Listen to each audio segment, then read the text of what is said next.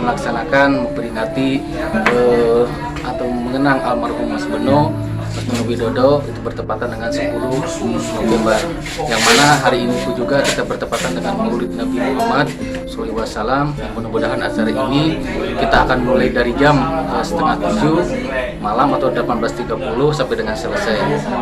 Kenapa kita selalu merayakan atau mengenang almarhum? Karena almarhum adalah sosok pahlawan untuk kaum buruh, apalagi bertepatan dengan 10 November Hari Pahlawan, bahwa almarhum adalah sosok pejuang buruh untuk kita semua.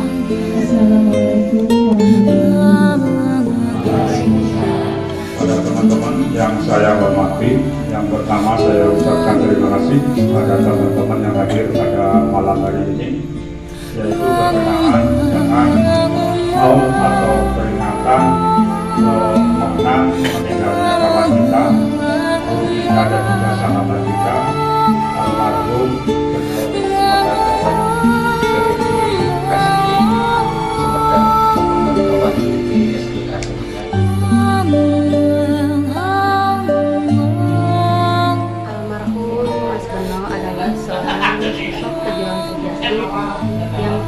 tidak kenal pamrih, tidak kenal balas jasa, dan juga beliau adalah seorang sosok pejuang yang benar-benar merakyat.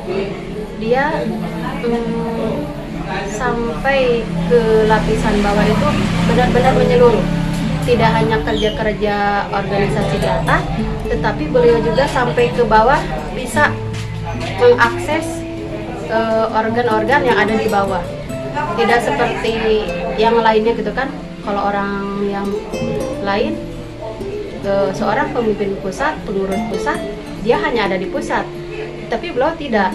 Selain di pusat, kerja-kerja di bawah juga, sosialisasi ke bawah, dia sampai sempat juga gitu. Mengapa beliau sampai sekarang masih dikenal? Ya seperti itu. Kerja-kerja beliau selama dia ada di organisasi.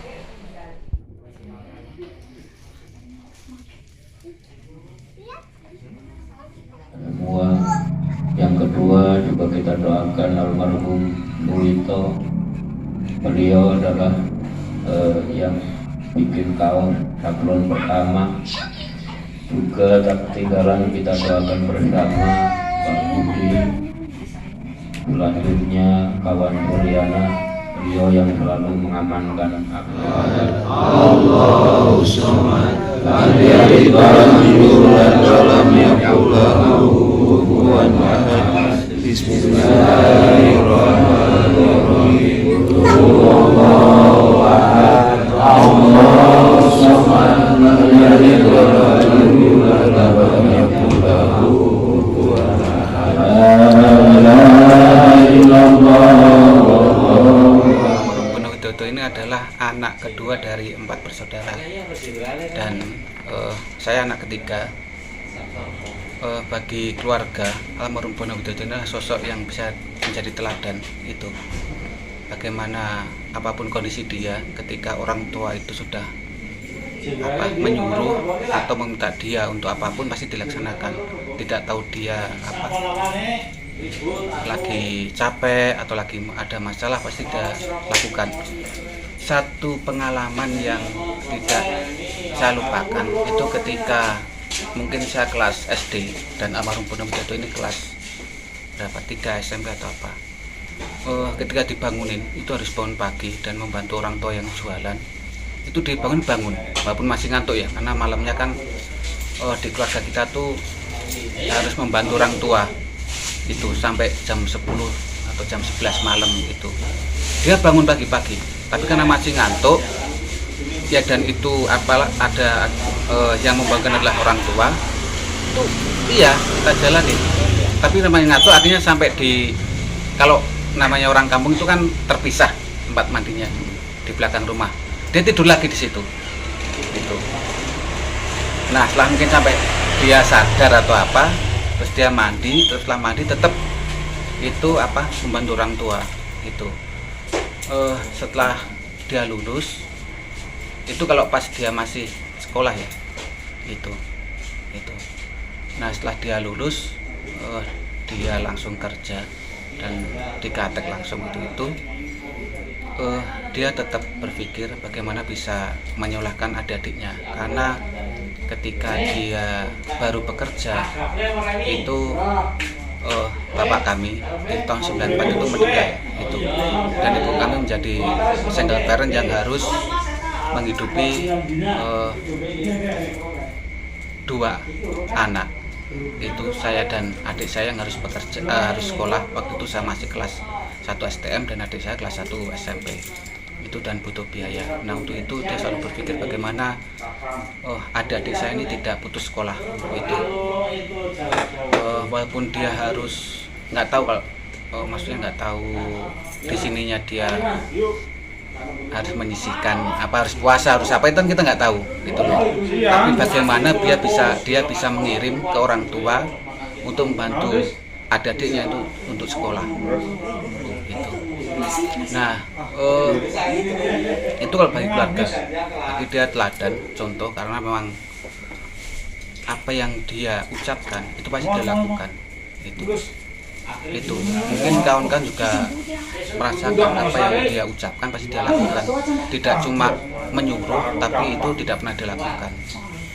Itu Mas, bagi kita, bagi keluarga, Beno itu adalah figur contoh, dan ketika dia nolong itu tidak setengah-setengah itu. Nah, ini kan ada satu perbedaan kondisi, situasi, dan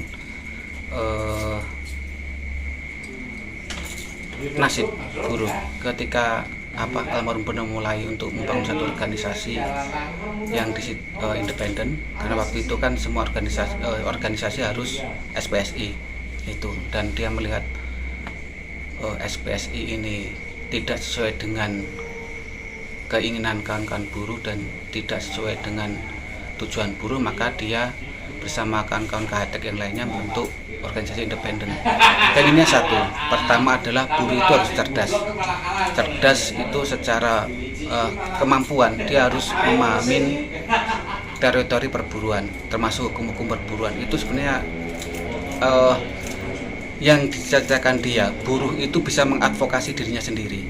Itu dengan cara apa? Ya dia harus paham terhadap hukum perburuan. Dengan jalan gimana? Harus diskusi dengan kawan-kawan yang ada di organisasi. Jadi ketika kawan-kawan ini sudah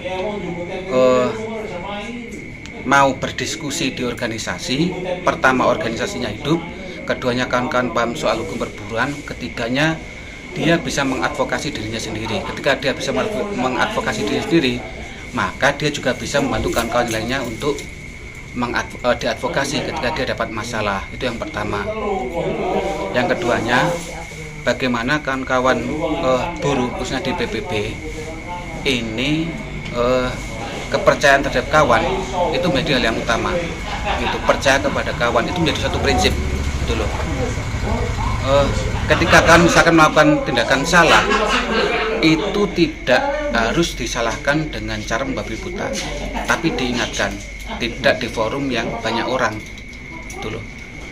Di forum khusus di organisasi disediakan, oh iya loh kamu ini salah, dievaluasi, tapi tidak menyalahkan, tapi mengarahkan. Itu yang kawan Beno lakukan itu. Nah itu yang kedua. Yang ketiganya adalah